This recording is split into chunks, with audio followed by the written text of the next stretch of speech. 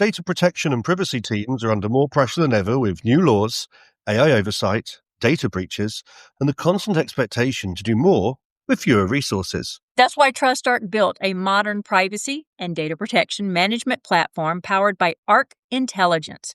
It unifies your tools, automates the work that slows you down, and surfaces what matters most right when you need it. From guided quick actions to our intelligent assistant, Ask Arc, you get credible, contextual answers backed by expert research, not generic AI guesses. Finally, privacy that works the way privacy pros work. Learn how TrustArc helps teams move faster with confidence at trustarc.com/serious-privacy. That's trustarc.com/serious-privacy. It feels like forever since Kay and I have been in the Serious same Privacy, recording powered studio, by but it's TrustArc. actually only Here are been a your couple hosts, of weeks. Paul Breitbart and So Kay much is Roy. happening. We've both been traveling and doing tons of different stuff that it's high time to catch up. So today you'll get a brief conversation between Kay and myself, and then an interview that I recorded with Elizabeth Denham, former Information Commissioner, former Privacy Commissioner of British Columbia, currently member of the Jersey Data Protection Authority, and also the new chief strategist at the Information Accountability Foundation. Yes, the lady I introduced myself to in the ladies' restroom because I couldn't seem to catch her anywhere else. Not that I was stalking her. You need to find people somewhere. So meet them where they're at, right? Exactly. So as always, my name is Paul Breitbart. And I'm Kay Royal, and welcome to Serious Privacy. So, Paul, this is an interesting kind of a question. I guess it's more of a yes or no for the unexpected question. Did you go roller skating growing up?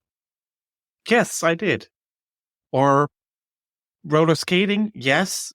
That was very early on, and then roller blading, so inline skating. I was going to ask if you were more of a roller blader. I tried rollerblades once, stood up at a wall, and was like, oh, I think this is going to work. And I felt my feet going backwards, and I was thinking roller skate. I'll catch myself on my toes. There's no catching on your toes. I broke my elbow. Oh, poor you. It was a whole body full slam, bam, just like that. So roller skating, yes. Roller blading, no. No. Well, no, I did both. I think I was more of the roller blading. I used that longer. That's probably been 3 decades since I last did that. Yes, mine was teenage years through junior high and high school, every Friday and Saturday night at the roller skating rink. And yeah, interesting. All righty. Absolutely. And happy St. Pancake Day. Oh, thank you. You probably don't even know that it exists. Can you read that on my face? Yes. This is a very Dutch thing. And it isn't obviously something I need to celebrate with some good food? Well, pancakes. Obviously, Saint Pancake doesn't really exist.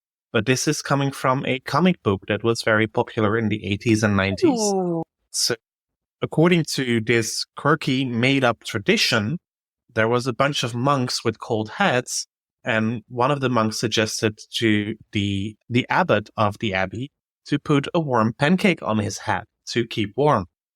And then all the angels came out, and a golden frying pan apparently appeared. And this is a very local tradition that started in Rotterdam, but has become quite popular in recent years, especially among students who bake pancakes on the 29th of November and put a warm pancake on their hat and post pictures on social media.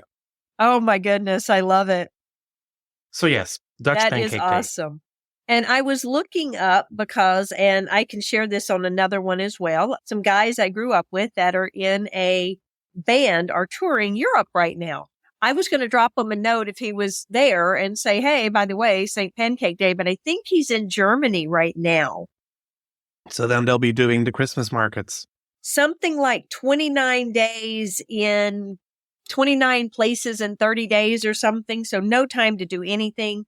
So Wednesday, the 29th, they are in Germany.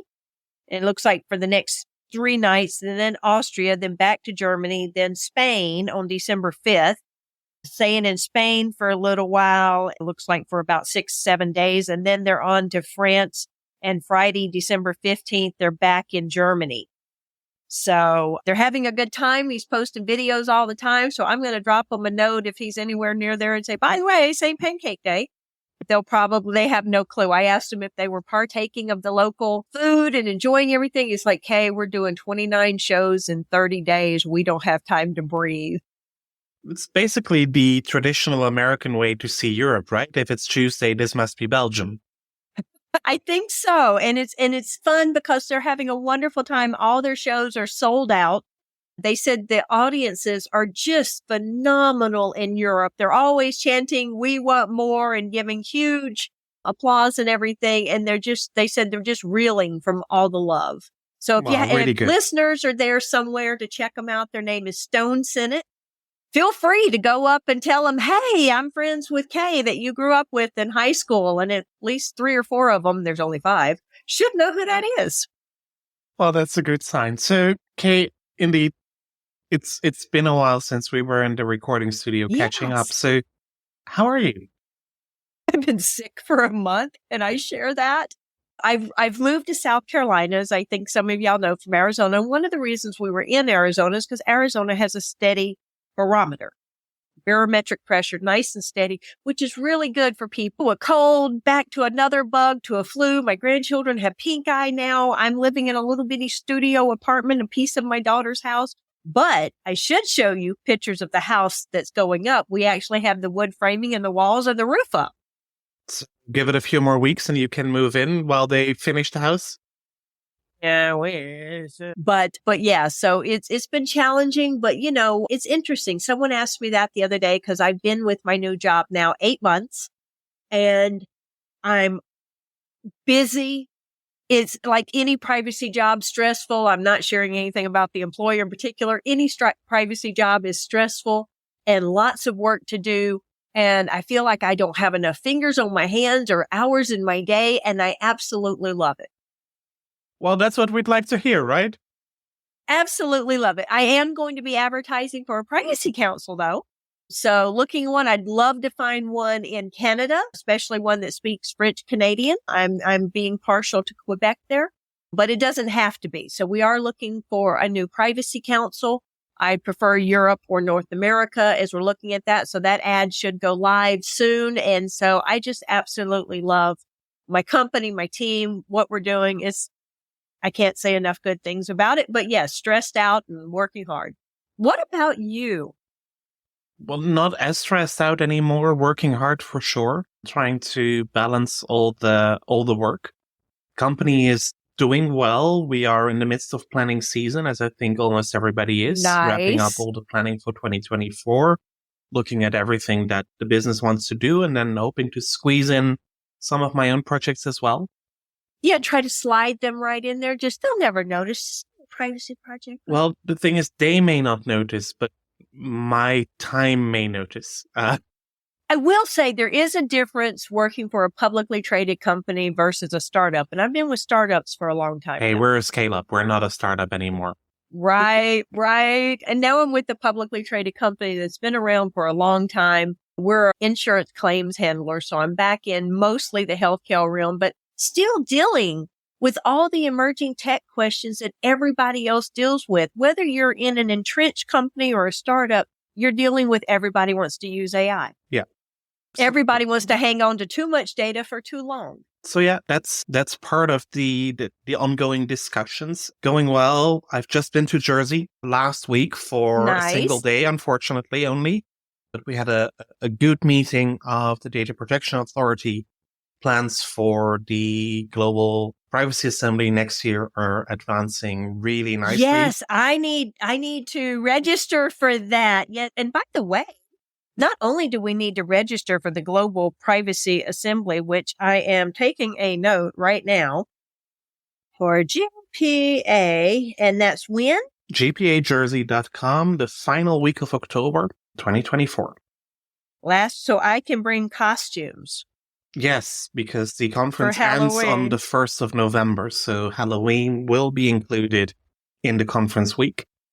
Oh, that would be awesome. That would be really nice to be able to do so. And I saw an interesting job that popped up on LinkedIn the other day that I've shared to some friends. CERN is looking for data protection consultants. I think they're going to have a council, like a Data Protection Authority Council. Mm-hmm. So I think they're looking for 3 or 4. So it's not a full-time gig for anyone, I don't think. But they did say they want someone with international experience. I'm going, international experience? can always You try. think the CERN would consider? Probably not. Why not? I mean, But- try it. Interesting jobs, right? And this is similar to what I would be doing at the Data Protection Board of the European Patent Organization. There are others similar to that. And those are interesting roles. And it's a nice way to get started in data protection supervision. Yeah, absolutely. To get some hands-on experience. So that's a good one. Obviously, the podcast is continuing. And then this Friday, the 1st of December, we'll have the first cohort of master students graduating at Maastricht University. So that also makes me really proud. Congratulations. Really looking forward to see everybody get their diploma this Friday. Oh, that's going to be awesome. I'll look for the photos on that one because I think I know a person or two in there. Yeah, you should. You should. So that's, so it's a bit of everything these weeks. But and privacy going bonkers too. Oh yeah, I mean, keeping track of that's for next week. I mean, it's impossible to keep track of everything, so we'll need a bit of time to catch up on that. But for today, we have another interview. I mean, that's the advantage of traveling so much. I bring the recorder and just sit down with somebody. And this time I was lucky enough that Liz Denham graced me with some time after our meeting in Jersey to talk about her career. Well, let's dive into that because I'm eager to hear it too. Elizabeth Denham, thank you very much for joining me today. Delighted to join you, Paul. We've known each other for, I think, a decade by now, working together on many privacy issues. But let's start with the very basic question. How did you end up in privacy and data protection? Well, when I was in university, I didn't say, when I grow up, I want to be a privacy regulator. That wasn't in my career plans, but I was a professional archivist. I worked in information management, information governance back in the 1990s. And in Canada, the development of privacy laws, standalone health, information laws were spreading across the country. And so it was natural for me to find that bridge into privacy work, data protection work from archives and information management. So it was a new field. I think I was at the right place at the right time. And, archivists, they are the handmaidens of history. And they actually were making ethical decisions about the use of data and information before we had the laws on the books. So I think it's a good background. So for you, it was really the positive choice. I want to move into data protection right now. And it was not somebody saying, oh yeah, we need somebody. Oh, you just do it. You missed the staff meeting. So guess what? You're the new chief privacy officer. No, that wasn't me. I thought it was fascinating. And my first job in data and data protection was really archiving and saving the records of a 100-year-old hospital. Wow. That the city of Calgary was going to implode. And so it was really about looking at all those patient records, deciding which ones were going to be preserved, how they were going to be accessed. And there was a new health privacy law in that province. So it was natural. And then from then consulting work, when PIPEDA, the federal government, the Canadian government's private sector law came in to play, I had my own consulting practice for a few years. And from there, you ended up with the Canadian Data Protection Authorities. Yes, from then, I worked as a director of investigation and enforcement for the Alberta Privacy Commissioner's Office. That was before I left Alberta and went to work with my personal hero, Jennifer Stoddart. She was Privacy Commissioner of Canada. I know you remember her well. We've had her on the podcast before talking about the Canadian draft legislation. Yeah, she's amazing. So she took me under her wing and I became her assistant commissioner at the federal level. And from there, I applied and became the Information and Privacy Commissioner for the province of British Columbia, which was my home province. So I was really pleased to go back there. So you've been around Canada quite a bit as well. Are there many differences in the legislation between the provinces and the federal level? There are, and some provinces don't have private sector privacy laws. Others do. So for my job in British Columbia, for example, I had the full gamut of private sector privacy as well as public sector privacy and access to information. So that was a lot. That was in a small office, 40 staff. And from that experience, somebody suggested it would be a good thing for me to apply to be the ICO, the Information Commissioner of the UK. And I said, wait a minute, I'm Canadian. And move again halfway across the world to not just halfway across the country, but literally halfway across the world. Across the pond. So that was my, I think, ultimate adventure. 2016, I took up the role as Information Commissioner, hundreds of staff in the office, 13 pieces of legislation, and Brexit Britain. Yes. And bringing in must be a challenge. An EU statute at a time when the 40-year divorce was going through between the UK and the EU. And my experience on the EDPB was bittersweet. I can imagine. So when you moved to Britain to become the Information Commissioner as a Canadian, did that impact the perception of you?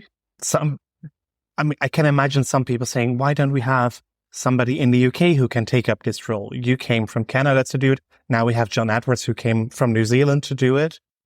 I think the UK is pretty comfortable with Commonwealth cousins. Okay. And a Canadian was he was the governor of the Bank of England, Mark Carney, at the time. The head of the Royal Mail was a wonderful Canadian, Moira Green.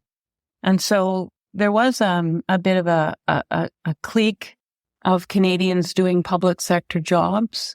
I think Canada's known for a very strong public sector. Mm-hmm. And we're not Americans. So that's a big difference, that's for sure. People have asked me that, well, if you were American, and I just think, it's interesting because in the years that I lived in the UK, reading lots of sociological studies and watching the business culture, and I think Brits have a love-hate relationship with the US. They're absolutely addicted to the music and the shows and the media, but I think somehow suspicious of the ambition of Americans. So maybe a Canadian is a little bit more comfortable. Yeah, I'm pretty sure that's true. And again, how do you look at the differences between your work in British Columbia and at the Canadian federal level, and then in the UK suddenly being confronted with GDPR, just apart from the whole Brexit discussion? But massive differences. So what we have in common, I think, is both in the UK and Canada, we speak English. We had the Queen and now the King on our money, but that's where the similarities end. So I had to study the business culture. I had to try to understand the business and the government culture, which is very different. Also, I think British people are very suspicious of what we think of as commercial surveillance, but they're pretty comfortable when it comes to police and intelligence services surveillance. Maybe it's a James Bond thing, but I found that quite different than North America. Yeah, I mean, if you walk through London, the volume of CCTV cameras is unimaginable. You can't count them anymore. No, and I think, who knows, the history going back to the 1970s with the Troubles and terrorism, I think, had something to do with that. But the other thing is that the Brits really do not like marketing text and email and phone. And so that was part of the role of the ICO, was really, the electronic communications regulation. And that was a lot of my job, actually, nuisance texts and nuisance calls. And I recall a lot of press releases from your time on those issues. And also a lot of fines. And a lot of fines on those issues. And that continues today. So I see John Edwards has multiple fines already this year on direct marketing. So, I think that was interesting. But yes, the laws are different. I was drawn to the UK because there were strong enforcement powers in the law, whereas most Canadian laws are really built on an ombudsman model without the strong enforcement penalties. And I see Canadian laws changing now, but in my time, I was attracted to the power having, a big stick and really pushing compliance. So it was certainly a step up. And when I left the ICO at the end of my term in 2021, I think we had tripled the size of the office in terms of staff. But more importantly, we built a lot of capacity in the office by hiring technologists and engineers and economists and people that were seconded from the Big Four or the private sector to really think through the work of a modern regulator. And that's, I think, what I'm most proud of. And do you think that Canada now will follow suit in that more European tradition of not just having the carrot, but also the big stick, with Bill C-27 looking like it may get to the finish line?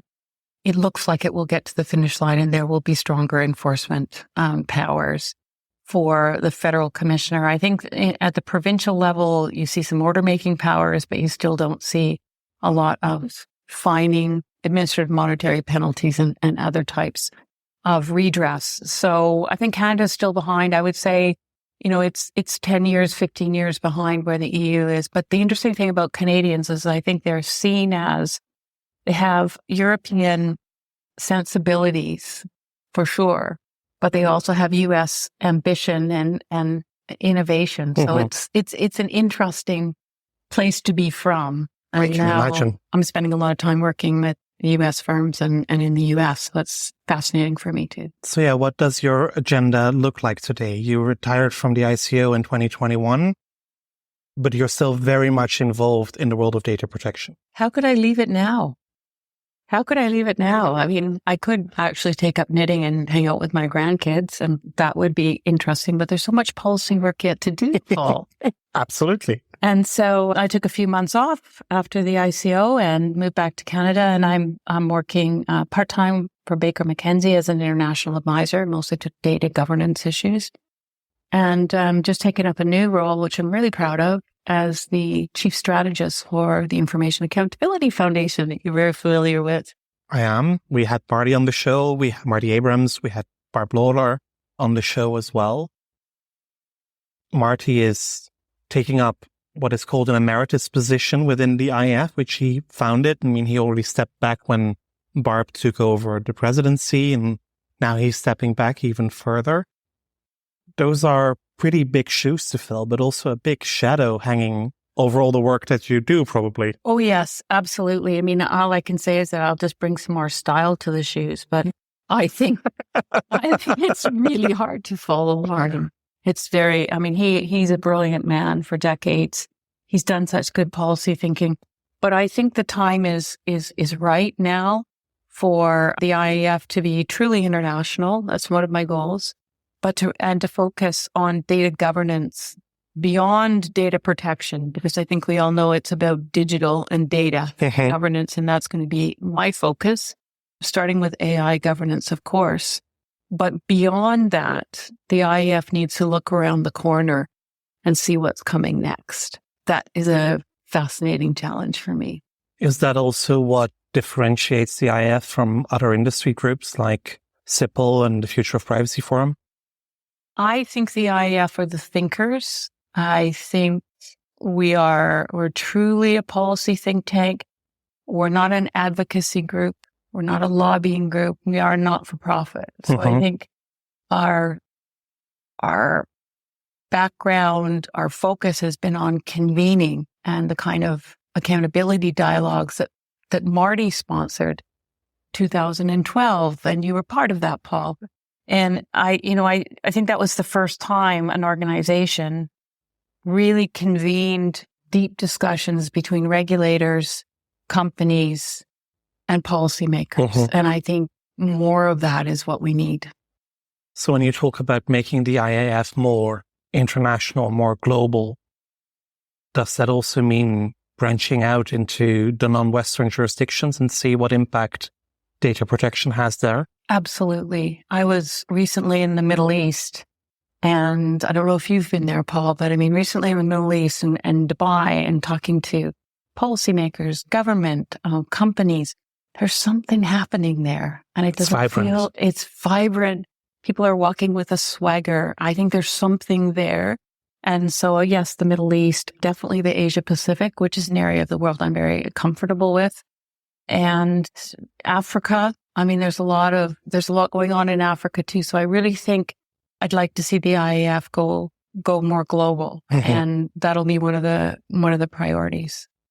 That's going to be really interesting, because the one thing I did note, I've come a long way when it comes to accountability, and I've said it on the show before as well. When I was still with the Dutch DPA, I thought accountability might be a scapegoat for companies to just say, oh no, we're doing everything that we should, and then hide behind it while not doing the actual work. Such a cynic. I know, I may have been trained in that way, but after especially having worked with Terry McQuay at Nimity on all the accountability projects, I've also come to see the value of it. When you look now at the new generation of data protection laws, whether it is the law in Kenya or the law in India that's now entering into force, or the one in China, and also the GDPR, they are all accountability driven. It's all about also the responsibility for organizations to be able to demonstrate compliance on an ongoing basis. Accountability is back in style. It is. And it's actually embedded in a lot of new laws. So if you look at the California law, you look at the Colorado law, there are deep accountability requirements for companies to stand ready to demonstrate that they are compliant. And so not a tick box exercise, but accountability needs life breathed into it. And I think that's what we're going to see with the data governance requirements around AI. So it is all about accountability and sound governance and being able to demonstrate that your controls work. And that's all very good. And it's fairly easy for a large organization to accomplish, especially a large organization that has the resources to have people in place to do that and to purchase software and get everything done. But all these obligations are very hard on smaller companies with fewer resources. How do you look at that? So the scalability has always been an issue. But I think even if you look at the new legislation, the EU AI Act, where there's accountability and requirements in the whole supply chain of companies, and I think that will help. I also think that the larger companies, in terms of the business they do with smaller companies, have a duty and an obligation, as do various professions like accountants and financiers. I think there's a requirement to help small businesses. And there's been a real focus, I think, in data protection authorities around helping small businesses get it right. Mm-hmm. And so I see it. It's not going to be a panacea, especially if you think about startups where there's sort of one person bans. Very difficult for them. With lack of awareness as well. And yeah, we have a long way to go, but I'm more hopeful than I've ever been that we're moving towards a time of embracing the kind of ethical and legal controls that we need around our data, which is the most important asset of the 21st century. What is the main challenge that you see for data protection professionals for the next 5 years? Upskilling. Tell me more. Upskilling. So I do think that, there's been a lot of discussion in the last year about whether data protection professionals are equipped to take on responsibilities like ethical AI and responsible AI. And I think the answer is we have a lot of the tools that can come across that can be used for new tech. What we do need to do, though, is we need to look beyond our borders of data protection because the concerns are much broader than that. So that means we need technical awareness. We need to be business savvy to really do this work and be the trusted leaders of ethical tech. So upskilling would be my number one. Very good. And then maybe to wrap up, if you look back at a couple of decades working in data protection and privacy, what are you most proud of? Survival in Brexit Britain. No, I'm most proud of the work that my team did in the ICO around the development of the age-appropriate design code, the children's code, because that was hard work. I still have the scars on my back on shopping that code around. But I think because it's a privacy engineering code, first of its kind, that's now being initiated in other jurisdictions around the world, that's the work that I'm most proud of. And I think a generation from now will look back and be astonished that there was ever a time we didn't have these kind of protections for our kids online. So I think the age-appropriate design code will live on. Let's hope so, because indeed, it's so strange that kids can do anything online without there being basic protections in place, without companies realizing that they should or maliciously deciding that they wouldn't put those in place. And that's unimaginable. I mean, just like cars need to be safe by default, also our online environment needs to be safe by default. I couldn't agree with you more. I do see changes in some of the big companies, and I see policymakers around the world that agree on one thing, and that is that the internet needs to be safer for kids. They just don't all agree on how that should be done. No. Well, when you look at parental consent, for example, how do you ask parental consent in an online environment where the kids are probably more tech savvy than their parents or grandparents? This is why I think the responsibility needs to reside with the companies themselves, and to allow kids the kind of agency they need when they get to be 15, 16, 17. Mm-hmm. They don't want to have their parents surveying them. So Is it still 15, 16, or is it 11, 12? So it's around the world, depending on the law in the various nation states, but also what kind of service you're talking about. Social media, search, games, et cetera, et cetera. Try keeping an 11-year-old from TikTok nowadays. That's not going to work very well, is it? No, I mean, our laws all say 13, but it's just not going to work. Same with Instagram. And yeah, I also think the tech market, the kind of solutions for age estimation and age assurance are getting better. And I see technical standards like the IEEE on age assurance. So I think we're going to see a mature market, and it takes the law to actually create the maturation in the market. Absolutely.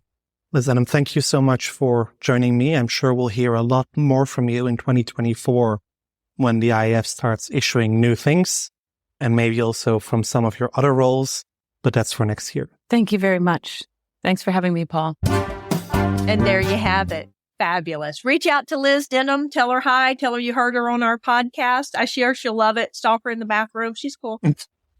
Well, maybe not stalk her into the bathroom all the time. That might become awkward at some point. Probably very awkward. But with that, wrap us up, Paul. Yes, with that, we'll wrap up another episode of Serious Privacy. Join the conversation on LinkedIn. You'll find us under Serious Privacy. You will find Kay on social media as Heart of Privacy. Myself as Paul B. And if you want to like us in your favorite podcast app, leave a review. All of that is more than welcome to make the podcast even better found. And for now, we'll leave you until next week. Goodbye. Bye, y'all. If you're a data protection or privacy professional, you already know the pressure. Non-stop regulatory change, AI oversight, internal demands, and the expectation to somehow stay ahead of it all. And the old patchwork of tools just isn't cutting it anymore. No. That's why TrustArc created a modern privacy management platform powered by Arc Intelligence. The TrustArc platform brings your workflows, evidence, research, tasks, and applications all together in one unified and intelligent workspace, so you don't waste time digging, clicking, or context switching. With Ask Arc, your privacy assistant, you can ask plain language questions about laws, jurisdictions, or even your own program data, and get credible, cited answers based on NIMBY research and more than 1,000 global laws. It's explainable, transparent, and purpose-built for data protection and privacy. So if you need to add a vendor, create a cookie banner, or start an assessment, quick actions take formally complex tasks, turn them into bite-sized guided workflows to save you time. It's a platform that thinks like you, works like you, and helps you move faster with confidence, whether you're a seasoned DPO or you're just getting started. See how modern privacy gets done. Explore Arc at trustarc.com/serious-privacy. That's trustarc.com/serious-privacy.